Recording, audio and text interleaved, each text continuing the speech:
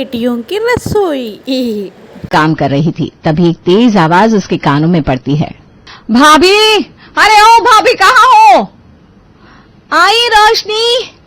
सुमन चाय लेकर तेजी से रोशनी के कमरे में गई। उसने देखा रोशनी बिस्तर पर लेटी हुई है और रोज की तरह आलस में लेटकर अपनी चाय का इंतजार कर रही थी। रोशनी, ये लो चाय।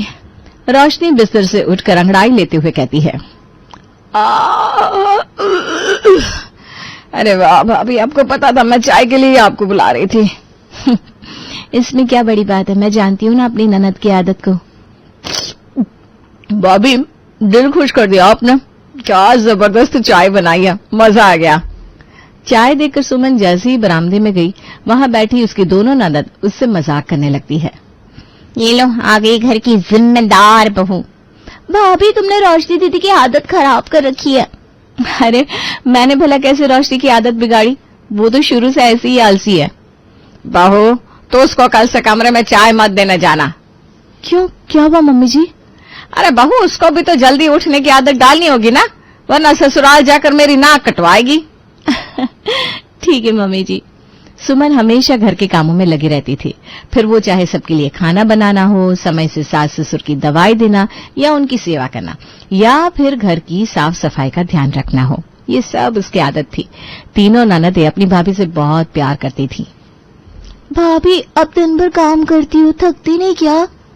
अरे पलक, मैं अपने परिवार के लिए काम करती हूँ, इससे मुझे थकान नहीं होती, उल्टा मजा आता है। सच में भाभी, आपने तो इस घर को माँ की तरह संभाल रखा है। भाभी, जब आप हमारे लिए खाना बनाती हो ना, तो लगता है माँ के हाथ का खाना खा रहे हैं। अच्छा, सच में? तीनों बहनें अपनी भाभी की बातें सुनकर भावुक हो गई। वो अपनी भाभी से मजाक के साथ दिल से उसकी बहुत इज्जत भी करती थी। सुमन भी अपनी तीनों ननदों को अपनी सगी बहनों जैसा ही मानती थी। तुम तीनों मेरी बहन जैसी हो, और बहनें एक दूसरे का ख्याल नहीं रखेंगी तो कौन रखेगा? अगले दिन दोपहर में सुमन सब्जी लेने बाजार जा रही थी, तभी सड़क के किनारे कुछ पड़ोस की औरतें खड़ी होकर आपस में बातें कर रही थी। सुमन का ध्यान उनकी बातों पर नहीं था, लेकिन जैसे ही बात उसकी तीनों ननदों की शादी पर आई, उसके कान खड़े हो गए। अरे भैया, सावित्री के घर में तो शादी का कोई माहौल ही नहीं लगता। 3 जवान बेटियां घर में बैठी है और उसको उनकी कोई फिक्र ही नहीं है। हाँ, लगता है उसको घर संभालने से फुर्सत नहीं मिलती। लड़कियों की शादी के बारे में क्या खाक सोचेगी? मैंने तो सुना है इसकी बड़ी बेटी बहुत आलसी है, सारा दिन बस सोती रहती है। और वो बीच वाली पूजा, मिजाज तो देखो जैसे राजा की बेटी हो। अरे वो छोटी वाली पलक बस सारा दिन शीशे के आगे बैठी रहती है, ऐसे कैसे होगा इनका ब्याह? ये सब बातें सुनकर सुमन सब्जी का थैला हाथ में पकड़े हुए तेजी से आगे बढ़ गई, लेकिन पड़ोसियों की बातें उसके कानों में गूंजती रही। हे भगवान, ये कैसे लोग हैं? दूसरों के घर की लड़कियों के बारे में ऐसे बोलते, इनको शर्म नहीं आती क्या? अब सुमन बाजार से लौटी, लेकिन उसके मन में अभी भी पड़ोसियों की बातें गूंज रही थी। उसे बहुत बुरा लग रहा था कि लोग उसके ननदों के बारे में कैसी कैसी बातें कर रहे हैं। घर में घुसते ही उसने सब्जी का थैला एक तरफ रखा और सीधे सावित्री और कमलेश के पास जा पहुंची, जो आंगन में बैठकर बातें कर रहे थे। मम्मी जी, पापा जी, मुझे आपसे एक जरूरी बात करनी है। हाँ बहू, बोलो, सब ठीक तो है, क्या हुआ? मम्मी जी, पड़ोस की औरतें हमारी बेटियों के बारे में उल्टी सीधी बातें कर रही हैं। कह रही थी इतनी बड़ी हो गई है, लेकिन अभी तक इनकी शादी नहीं हुई। हाँ बहू, ये बात तो सही है, हमें भी चिंता होती है। तब तो हमें जल्दी से इन सब की शादी के लिए लड़का देखना शुरू कर देना चाहिए। तो बिल्कुल सही कह रही है बहू, मैं खुद चाहती हूँ कि मेरी बेटियों की शादी जल्दी हो जाए, लेकिन जब भी कोई अच्छा रिश्ता लाती हूँ, ये तीनों कोई ना कोई बहाना बनाकर मना कर देती हैं। मैं भी बहुत बार कह चुका हूँ, लेकिन ये लड़कियां हर बार कोई ना कोई वजह निकाल कर शादी से इनकार कर देती है। पता नहीं इनके मन में क्या चल रहा है। सुमन के चेहरे पर चिंता साफ झलक रही थी। उसे समझ में नहीं आ रहा था आखिर उसकी ननदें शादी से क्यों भाग रही हैं। मुझे पता लगाना होगा, आखिरकार ये तीनों को कैसा पति चाहिए। सुमन, सावित्री और कमलेश की बातचीत आंगन में चल रही थी। उधर पलक पानी पीने के लिए रसोई में आई, लेकिन जैसे ही उसने अपनी शादी की बातें सुनी, वो चौकन्नी हो गई। अरे ये क्या, यहाँ तो भाभी और मम्मी पापा हमारी शादी की प्लानिंग कर रहे हैं। अब वो चुपचाप दरवाजे के पास आकर खड़ी हो गई और सारी बातें सुनने लगी। उसकी भाभी मम्मी पापा से कह रही थी कि अब लड़कियों की शादी की चिंता करनी चाहिए। ये सुनकर पलक का मन गुस्से से भर गया। ओहो, तो भाभी हमें घर से निकालने की प्लानिंग कर रही है। अभी जाकर दीदी को बताना पड़ेगा, वरना उन्हें पता भी नहीं चलेगा और भाभी सबका इस घर से टिकट काट देगी। पलक तेजी से अपने कमरे में गई जहां रोशनी और पूजा पहले से बैठी थी। वो अंदर घुसते ही गुस्से से बोली, दीदी देख रही हो तुम, हमारी भाभी क्या करी है? क्या हुआ पलक, तू इतने गुस्से में क्यों आया? दीदी भाभी मम्मी पापा को हमारे खिलाफ भड़का रही हैं कि हमारी शादी जल्दी करवा दो ताकि हम इस घर से निकल जाएं और वो अकेले इस घर पर राज कर सके। क्या भाभी ऐसा कह रही थी? नहीं तो क्या। और सुनो, वो चाहती होंगी कि हमारी शादी हो जाए ताकि मम्मी पापा की सारी जायदाद उनके हाथ में आ जाए और फिर बाद में वो मम्मी पापा को घर से निकालकर खुद इस घर पर कब्जा कर सके। रोशनी और पूजा के चेहरों पर अलग अलग भाव थे। रोशनी को ये बात हजम नहीं हो रही थी, जबकि पूजा थोड़ी उलझन में पड़ गई थी। नहीं पलक, भाभी ऐसी नहीं है, वो हमारे लिए हमेशा अच्छा ही सोचती हैं। अरे दीदी तुम इतनी भोली मत बनो, भाभी हमें घर से निकालना चाहती हैं। पता नहीं, मुझे तो ये सब बहुत अजीब लग रहा है। अब पलक की बातों का असर धीरे धीरे दोनों बहनों पर होने लगा। अब वो तीनों बहनें मिलकर अपनी भाभी को सबक सिखाने का प्लान बनाने लगी। पलक की चालाकी ने उनका पूरा दिमाग घुमा दिया था। अगर हम भाभी की शादी वाली बात से बचना चाहते हैं तो हमें उन्हें अपनी आदत का गुलाम बनाना होगा। गुलाम मतलब अगर हम तीनों उनके हर काम में उनकी मदद करने लगेंगी तो उन्हें हमारी आदत पड़ जाएगी, फिर वो हमारी शादी के बारे में सोचना छोड़ देंगी। लेकिन मैं तो सुबह जल्दी उठ ही नहीं सकती भाई। कोई बात नहीं दीदी, तुम लंच में मदद कर देना, मैं ब्रेकफास्ट में हाथ बटा दूंगी और पूजा तुम डिनर में। तीनों बहनों ने एक दूसरे को देखा और सिर हिला दिया। सुमन को सबक सिखाने का उनका प्लान तैयार हो चुका था। शाबाश पलक, क्या आइडिया लगाया है तूने। अब देखना सब कुछ कैसे तेरी मर्जी से होगा। अगले दिन से ही तीनों बहनें अपने अपने तय समय पर सुमन की मदद करने लगी।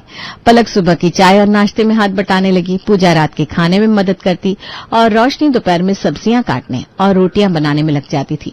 ये देखकर सुमन को हैरानी हुई। अरे पलक, ये आजकल तुम तीनों को क्या हो गया है? रोज सब बारी बारी मिलकर मेरे सारे कामों में मेरा हाथ बटा रही हो। भाभी हम सोच रहे थे कि अब हम लोगों को भी घर के काम सीख लेने चाहिए। शायद इनको शादी की फिक्र हो रही है, तभी काम में हाथ बटा रही है। चलो ये तो अच्छा है। सुमन के दिल में खुशी थी। उसने अपनी तीनों ननदों से बातों बातों में पूछ लिया कि किसको कैसा लड़का चाहिए। आप सबकी पसंद को ध्यान में रखकर उसने उनकी पसंद के लड़कों की तलाश शुरू कर दी, लेकिन उसे नहीं पता था कि उसके पीछे एक साजिश चल रही थी। हो लो खुश भाभी, मैं अपनी किसी भी बहन को इस घर से नहीं जाने दूंगी। रात को जब सारे काम निपट गए तो सुमन अपने कमरे में आई। कुलदीप सोने की तैयारी कर रहा था। सुमन ने धीरे से शादी की बात छेड़ी। सुनिए ना, मैं सोच रही थी हमें रोशनी के लिए लड़का देखना शुरू कर देना चाहिए। हाँ, मैं भी यही सोच रहा था, लेकिन अच्छा लड़का कहाँ मिलेगा? मुझे ना एक लड़के के बारे में पता है, मेरे दूर के रिश्तेदार के घर का है। लड़का बहुत अच्छा है, उनका घर भी संपन्न है। हमारी रोशनी वहाँ बहुत खुश रहेगी। कुलदीप ने सिर हिलाया और सुमन को आगे की बात बढ़ाने का इशारा दे दिया। ठीक है, अब आप देखना मैं कैसे अपनी ननदों की पसंद के लड़कों से उन सबकी शादी करवाऊंगी। सुमन ने अगले ही दिन अपने रिश्तेदार से बात की। लड़का पढ़ा लिखा, सुंदर और अच्छा परिवार वाला था। जब रोशनी ने लड़के के बारे में सुना कि उसका नाम मयंक है और उसके घर में नौकर चाकर भी हैं, तो उसकी आंखें चमक उठी। अरे वाह भाभी, ये लड़का तो बहुत अच्छा है। उसके घर पर नौकर भी है। अब तो मैं मजे से अपने ससुराल में बिना काम किए रह पाऊंगी। हाय राम, ये रोशनी दीदी तो भाभी के जाल में फंस गई। पलक, तेरा प्लान तो उल्टा तुझी पर पड़ गया। कोई नहीं दीदी, अभी हम दोनों तो बचे हैं ना। अब घर में शादी की तैयारियां जोरों पर होने लगी। रोशनी की शादी धूमधाम से तय हो गई। अब पलक और पूजा की चालें बेकार हो चुकी थी। ये क्या, भाभी तो हमसे भी तेज निकली। मैंने पहले ही कहा था, भाभी हमारे लिए बुरा नहीं सोचती। कुछ दिन बाद रोशनी की शादी मयंक से धूमधाम से हुई। घर का माहौल खुशियों से सरोबार था। सुमन ने अपने व्यवहार और समझदारी से सभी का दिल जीत लिया। उसकी सास सावित्री और ससुर कमलेश अपनी बहू की तारीफ करते नहीं थक रहे थे। सुमन बहू। अरे मम्मी जी, आप यहाँ, कुछ काम था? बहू, तुमने हमारी बड़ी बेटी के लिए इतना अच्छा रिश्ता ढूंढा, अब हमारी पूजा की जिम्मेदारी भी तुम पर ही है। हाँ बहू, तुम तो हमारे घर की लक्ष्मी हो। अब पूजा के लिए भी ऐसा ही लड़का ढूंढ दो जो उसे खुश रख सके। आप लोग मेरी इतनी तारीफ कर रहे हैं, ये मेरे लिए सबसे बड़ी दुआ है। पूजा के लिए भी मैं ऐसा ही रिश्ता ढूंढूंगी जो उसकी हर ख्वाहिश पूरी करे। शाबाश बहू, हमेशा खुश रहो। अब सुमन रोशनी की शादी के बाद से पूजा और पलक के लिए भी लड़के देखने की तैयारी में जुट गई, लेकिन पलक के चेहरे पर हार की शिकन नजर आ रही थी। एक जीत से खुश हो लो भाभी, क्योंकि अगली बार मैं तुम्हें खुश होने का मौका नहीं दूंगी। अगले दिन सुमन और पूजा किचन में काम कर रही थी। सुमन ने बातों ही बातों में पूजा की पसंद टटोलनी शुरू कर दी। पूजा, तुम्हें कैसा लड़का पसंद है? भाभी, ये आप क्यों पूछ रही हैं? बस यूं ही। कोई खास पसंद? भाभी, मुझे ऐसा लड़का पसंद है जो मुझे आजादी से जीने दे, मेरा करियर समझे और वो इंडिपेंडेंट रहता हो और मुझे भी रखे। अच्छा, और स्मार्ट भी चाहिए ना? हाँ भाभी, थोड़ा हैंडसम भी हो तो कोई बुराई नहीं है। इस पर दोनों भाभी और ननद ठहाके लगाकर हंसने लगे। अब रात को सुमन ने ये सारी बातें कुलदीप को बताई। सुनिए जी, पूजा के लिए ऐसा कोई लड़का आपके ऑफिस में हो सकता है जिसके अंदर ये सारी क्वालिटी हो? शायद तो है। सच? कौन है, क्या नाम है, बताओ ना। अनिल नाम है उसका। स्मार्ट, इंडिपेंडेंट और अपने माता पिता का आदर करने वाला। और उसका खुद का फ्लैट है, उसी पे रहता है। बहुत अच्छा लड़का है। बस यही चाहिए हमारी पूजा के लिए। आप उससे बात करो ना और उसे किसी दिन घर पर लेकर आओ। इसमें क्या बड़ी बात है, मैं कल ही उसको घर ले आता हूँ। ठीक है, आप उसको ले आओ, बाकी मैं सब संभाल लूंगी। अगले दिन ऑफिस में कुलदीप ने अनिल को घर पर खाने पर इनवाइट किया। शाम को अनिल जब घर पर आया तो सबने उसका अच्छे से वेलकम किया। उसके बाद कुलदीप उसको सबसे मिलाने लगा। ये है अनिल, ये मेरे ऑफिस का सबसे होशियार और तेज लड़का है। बेटा, क्या करते हो तुम? आंटी जी, मैं सॉफ्टवेयर इंजीनियर हूँ और इस शहर में नया आया हूँ। मेरे पेरेंट्स गांव में रहते हैं, मैं हर वीकेंड उनसे मिलने जाता हूँ। वाह, आजकल ऐसे संस्कारी लड़के कहाँ मिलते हैं। भाभी, आप भी ना। माँ जी, मुझे लगता है पूजा के लिए यही लड़का परफेक्ट रहेगा। वाह बहू, सही कह रही हो, तुमने फिर से हमारा दिल जीत लिया। कुछ ही दिनों में अनिल और पूजा के पेरेंट्स भी आपस में मिल लिए। सबको एक दूसरे से मिलकर बहुत अच्छा लगा और कुछ दिनों बाद पूजा और अनिल की शादी धूमधाम से हो गई। घर में एक बार फिर से खुशियों की बहार आ गई, लेकिन इस खुशी से पलक अंदर ही अंदर अपनी भाभी से जल रही थी। भाभी तो सच में बहुत तेज निकली। मैं यहाँ सोचती रह जाती हूँ और वो अपने सारे काम कर भी देती है। अब उनका अगला निशाना मैं हूँ। पलक ये सोच रही थी, तभी सुमन उससे बोली, पलक, अब तुम्हारे लिए भी रिश्ता देखना शुरू कर दूं ना? भाभी, मुझे शादी की कोई जल्दी नहीं है। जल्दी हो या ना हो, तुमसे पूछ कर तो करना नहीं है। पूजा की शादी के बाद से ही पलक के दिल में अपनी भाभी सुमन के लिए जलन की आग सुलगने लगी।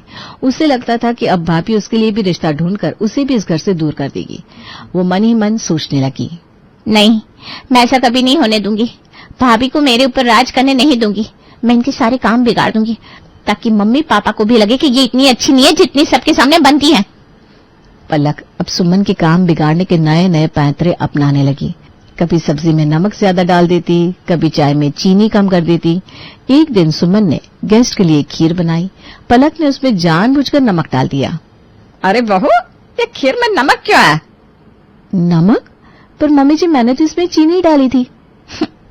भाभी की तो आदत ही है सब कुछ गलत करने की। कोई बात नहीं बहू, इंसान से गलती हो जाती है। कुछ दिन बाद सुमन ने कुलदीप से बात करके पलक के लिए एक अच्छा रिश्ता ढूंढ लिया। लड़के का नाम अजय था, जो एक बड़ी कंपनी में काम करता था और अपनी फैमिली के साथ रहता था। अगले दिन लड़के वाले घर पर आए। सभी ने चाय नाश्ता किया और सबकी बातचीत का सिलसिला शुरू हुआ। बेटा, तुम्हें हमारी बेटी कैसी लगी? मुझे तो पलक जी बहुत पसंद आ गई है आंटी। ये सब भाभी का प्लान है मुझे इस घर से निकालने का। अचानक पलक ने गुस्से में उठकर सबके सामने बोल दिया, मुझे ये रिश्ता मंजूर नहीं है और आगे से कोई भी मेरी शादी की बात मत करना। ये सुनकर लड़के वाले नाराज होकर वहां से चले गए। ये क्या बदतमीजी है पलक? ये सब भाभी का ड्रामा है। ये चाहती है कि मैं भी इस घर से चली जाऊं और फिर पूरे घर पर इनका राज हो जाए। अब पलक का गुस्सा अपनी हदें पार कर चुका था।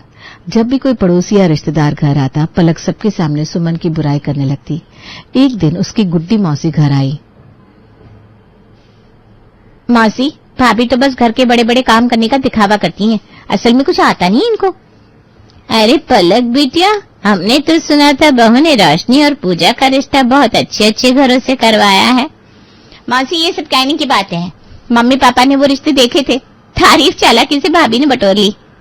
अच्छा बिटिया। नहीं तो क्या मौसी, भाभी के तो पैर ही घर में नहीं टिकते, वो बस दूसरों को हुक्म देने में लगी रहती है। इन सब बातों को सुनकर सुमन को बहुत बुरा लगा, लेकिन उसने कभी पलक को पलटकर जवाब नहीं दिया। कुछ दिन बाद सुमन ने फिर से पलक के लिए नया रिश्ता देखा। लड़की का नाम देव था, जो एक मल्टीनेशनल कंपनी में जॉब करता था और वो अपने माता पिता के साथ रहकर उनकी सेवा करता था। मम्मी जी, पापा जी, मैंने पलक के लिए एक अच्छा रिश्ता ढूंढा है, आप कहें तो मैं उनको घर पर बुला लूं? अरे बिल्कुल बहू, ये भी कोई पूछने की बात है। अगले दिन देव अपने माता पिता के साथ पलक के घर आया। बातचीत के दौरान सभी को देव बहुत पसंद आया। देव बेटा, मुझे तुम्हारी सोच बहुत अच्छी लगी। हमारी बेटी बहुत खुश रहेगी तुम्हारे साथ। लेकिन पलक ने तो सबके सामने फिर से बवाल कर दिया। मुझे पता है भाभी ये सब क्यों कर रही है, ताकि मैं भी इस घर से चली जाऊं और ये मेरे माँ बाप की सारी प्रॉपर्टी हड़प ले। बाद में उनका इस घर पर राज होगा, फिर वो आप लोगों को घर से निकाल देंगी। ये बातें सुनकर सुमन की आंखों में आंसू आ गए। तभी कमलेश अंदर जाकर प्रॉपर्टी के पेपर लाकर पलक को दिखाता है। चुप हो जाओ पलक, ये देख प्रॉपर्टी के पेपर। कुलदीप के मना करने के बावजूद बहू के कहने पर ही मैंने आधी प्रॉपर्टी तुम्हारे नाम करवाई है। अगर वो चाहती तो ये पूरी प्रॉपर्टी अपने पति के नाम करवा सकती थी। अरे रहने दो पापा, मैं जानती हूँ भाभी का ये सबके सामने अच्छे बनने का नाटक है। पलक, अगर तुम्हें यही लगता है तो मैं अभी इनके हिस्से की सारी प्रॉपर्टी तुम्हारे नाम करवा देती हूँ। ये कुछ नहीं भूलेंगे। मैं सिर्फ तुम्हारा भविष्य सुधारना चाहती हूँ। पलक अपनी भाभी की ये बातें सुनकर सन्न रह गई। उसकी आंखों में आंसू आ गए। भाभी, मैंने आपको कितना गलत समझा, मुझे माफ कर दो। तुम तो मेरी छोटी बहन हो पलक, मैं तुमसे नाराज कैसे हो सकती हूँ। अब पलक शादी के लिए हाँ कर देती है और कुछ दिन बाद पलक की शादी देव के साथ धूमधाम से हो जाती है और घर में खुशियों की बरसात होती है। रहता था।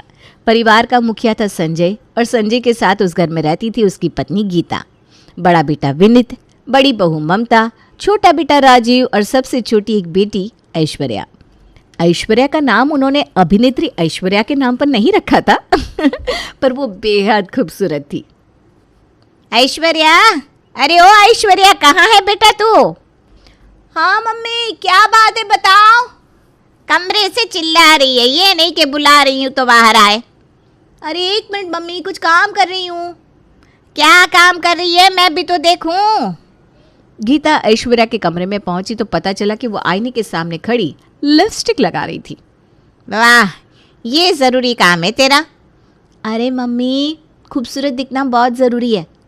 तेरे जैसा खूबसूरत ना हमारे मोहल्ले में कोई है, ना हमारे खानदान में कोई है, और मुझे लगता है ना पूरे नागपुर शहर में है। तो 24 घंटे आईने के सामने खड़े रहने की और सजने संवरने की जरूरत नहीं है, समझ रही है? हाँ मम्मी, मुझे पता है कि मैं सबसे खूबसूरत हूँ, लेकिन खूबसूरती को मेंटेन भी तो करना पड़ता है। जिन पेड़ों को पानी नहीं दिया जाता वो सूख जाते हैं। ओहो, क्या बात है ऐश्वर्या, फिलॉसफी।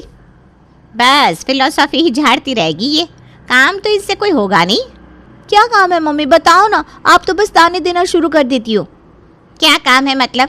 तेरे भाई की शादी है और तू पूछ रही है क्या काम है? शादी वाले घर में कोई एक काम होता है क्या? कमरे से बाहर निकल, 1000 काम मिल जाएंगे। अरे मम्मी, भैया की शादी में अभी 1 हफ्ता बाकी है। 1 हफ्ता तो ऐसे बोल रही है जैसे 1 साल हो। तभी वहां संजय, विनीत और राजीव भी आ गए। क्या बात है भाई, क्यों मेरी बच्ची को परेशान किया जा रहा है?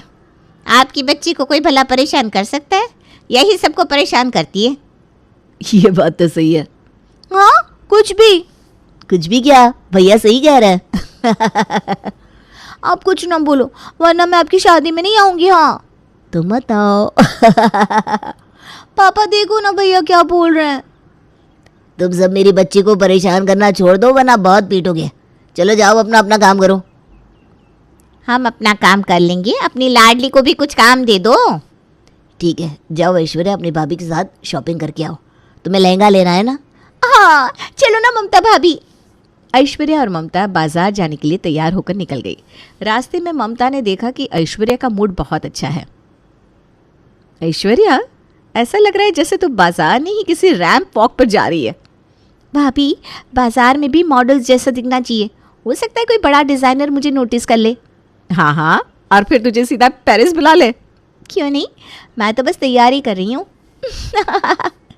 दोनों हंसते बोलते रास्ते में एक आइसक्रीम वाले के पास रुक गई। ऐश्वर्या, आइसक्रीम खाएगी? नहीं भाभी, डाइट पर हूँ। अरे छोड़ ना, शादी के बाद डाइटिंग कर लेना, अभी तो जी भर के खा। ऐश्वर्या ने झट से 2 चॉकलेट फ्लेवर आइसक्रीम मंगवाई। दोनों आइसक्रीम खाते हुए बाजार की रौनक का आनंद लेती रहीं।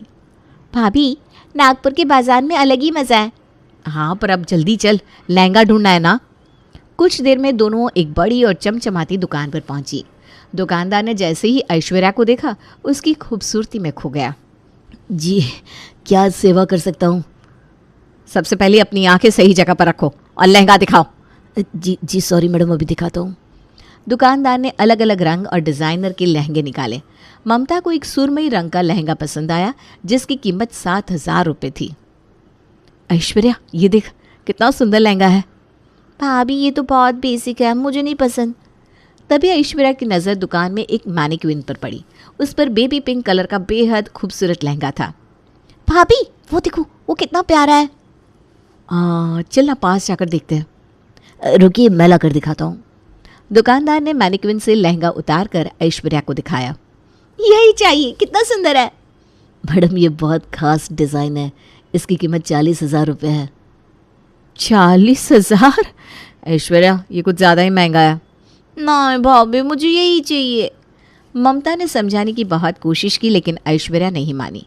पैसे कम थे तो ऐश्वर्या ने अपने पापा संजय को फ़ोन किया। क्या हुआ बेटा? पापा, मुझे एक लहंगा पसंद आया है, लेकिन उसकी कीमत 40,000 रुपये है। 40,000? ऐश्वर्या, ये तो बहुत महंगा है। पापा, ये तो बजट से बाहर है, मना कर दीजिए। संजय और विनीत ने सख्ती से मना कर दिया। ऐश्वर्या ने खूब मिन्नतें की, लेकिन कोई फ़ायदा नहीं हुआ। ठीक है, मैं कोई लहंगा ही नहीं लूँगी।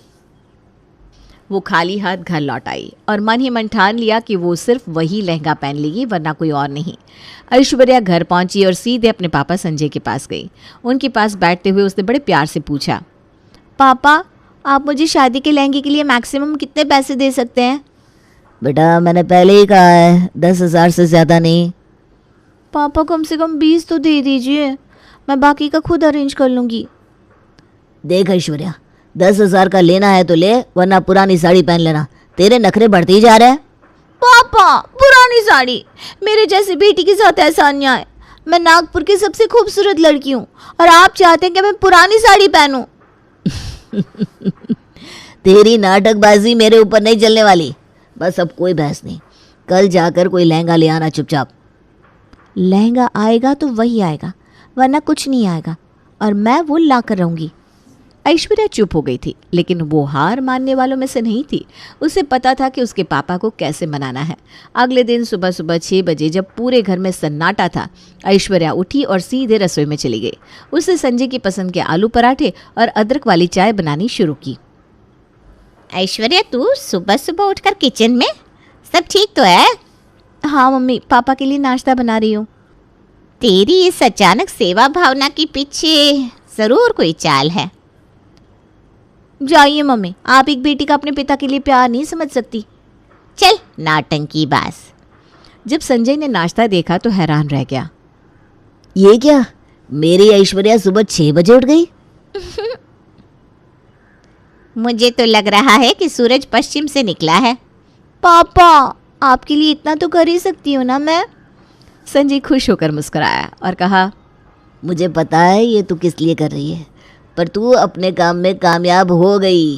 मोगेम्बो, खुश हुआ। ये ले 20,000 रुपये, पर अब हर दिन ऐसे ही सुबह उठकर नाश्ता बनाना पड़ेगा। जी पापा, श्योर, व्हाई नॉट। अब ऐश्वर्या के पास 20,000 रुपये थे, लेकिन उसे 20 और चाहिए थे। उसने अपनी गुल्लक खोली और उसमें से 5,000 निकाल लिए। अब उसके पास कुल 25,000 रुपये हो गए थे। अब वो अपनी ममता भाभी के पास गई और बोली, हाय भाभी, क्या कर रही हो? मस्का मत लगा, मुझे पता है तू किसी काम से आई है। क्या काम है? मैं अपना कोई काम करवाने नहीं, बल्कि आपका काम करने आई हूँ। आपको किसी काम में मेरी मदद चाहिए तो बताइए। ये तेरा क्या नया खेल है? हाँ, अरे हाँ, मेरे पास एक काम है तेरे लिए। मुझे मेकअप पे ना बहुत दिक्कत होती है, कौन से कपड़ों के साथ कौन सा लिपस्टिक शेड लगाओ समझ में ही नहीं आता, और आई लाइनर मेरे लिए बुरे सपने जैसा है। तू तो मेकअप की मास्टर है, अगर तू मुझे सिखा देगी तो काम बन जाएगा। हाँ हाँ, क्यों नहीं। शादी के बाद तक मैं आपकी हर फंक्शन में पूरी मदद करूँगी, एकदम मॉडल बना दूँगी।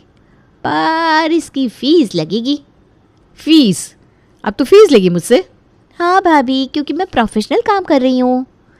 अच्छा बाबा, क्या है तेरी फीस? वैसे तो 10,000 है, लेकिन आप घर वाली हो तो 5,000 दे देना। ममता उसकी बातों पर हंसते हंसते मान गई। ऐश्वर्या को 5,000 रुपये दे दिए। अब उसके पास कुल 30,000 रुपये हो गए थे। अब ऐश्वर्या अपनी माँ गीता के पास गई। मम्मी, मुझे नानी के घर जाना है। क्या? शादी में सिर्फ 6 दिन बचे हैं और तुझे नानी के घर जाना है? हाँ मम्मी, चलो ना। गीता ने अनमने मन से उसकी बात मान ली। नानी के घर पहुंचने पर ऐश्वर्या ने अपनी नानी से खूब प्यार से बातें की।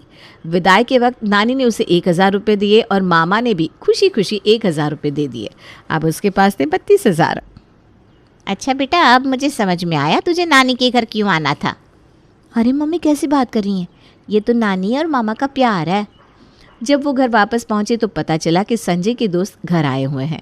ऐश्वर्या फौरन उनके पास जाकर बैठ गई, क्योंकि उसे पता था कि ये जब जाएंगे तो पैसे देकर जाएंगे। ऐश्वर्या, ये क्या, तुम मेहमानों के साथ बैठी है? पक्का इस लड़की को बुखार है, क्योंकि कल तक जो मेहमानों से भागती थी आज ये खुद आकर बैठ गई।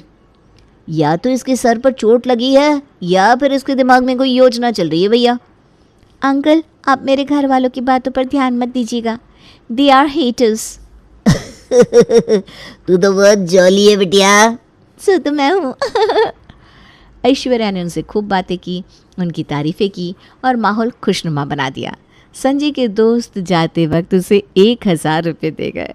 अब उसके पास थे कुल 33,000। 33,000 तो हो गए, अब सिर्फ 7,000 और चाहिए, फिर मैं अपना सपना पूरा कर लूँगी। अब ऐश्वर्या के पास सिर्फ 7,000 की कमी थी। उसने निश्चय किया कि इस बार अपने भाई राजीव से मदद मांगेगी।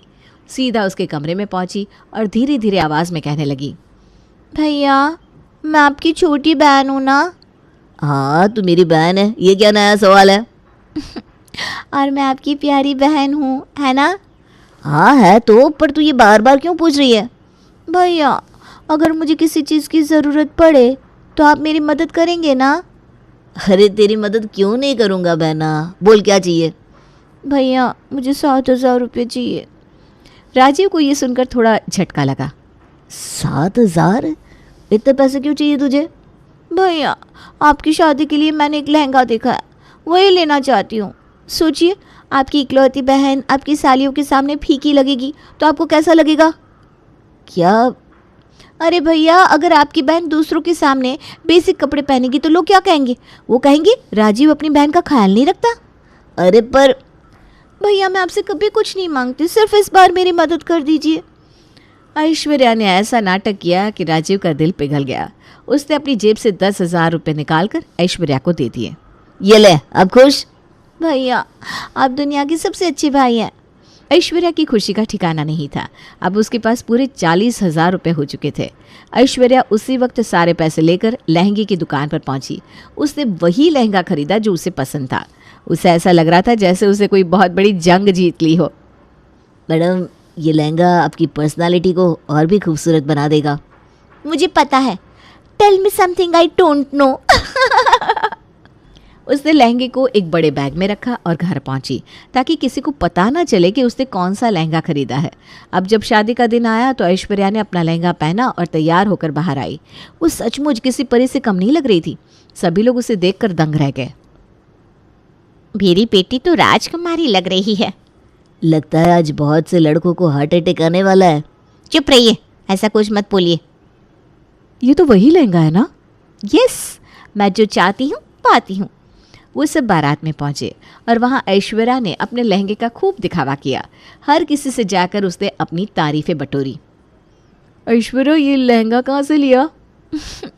अरे ये खास डिज़ाइनर का है, बहुत ही लिमिटेड एडिशन है। पता था, ये तो सबसे अलग दिखने की पूरी कोशिश करेगी। ऐश्वर्या लड़कियों की जलन देखकर अंदर ही अंदर बहुत खुश हो रही थी। उसने शादी में जमकर मस्ती की। शादी तो निपट गई और गौरी रस्तोगी परिवार की छोटी बहू बनकर आ गई। लेकिन फिर शादी के कुछ दिन बाद उन्हें गौरी के घर डिनर पर जाना था।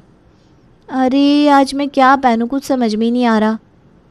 ऐश्वर्या वही 40,000 का लहंगा पहन लो, कम से कम पैसे तो वसूल हो जाएंगे। पापा डिनर पर लहंगा? कोई डिनर पर लहंगा पहन कर जाता है क्या? अरे जब इतना महंगा लहंगा लिया है तो इसे पहनने में क्या बुराई है? पापा अगर मैंने डिनर पर ये लहंगा पहन लिया ना तो वहाँ के लोग सोचेंगे कि मैं कोई रैंप वॉक करने आई हूँ।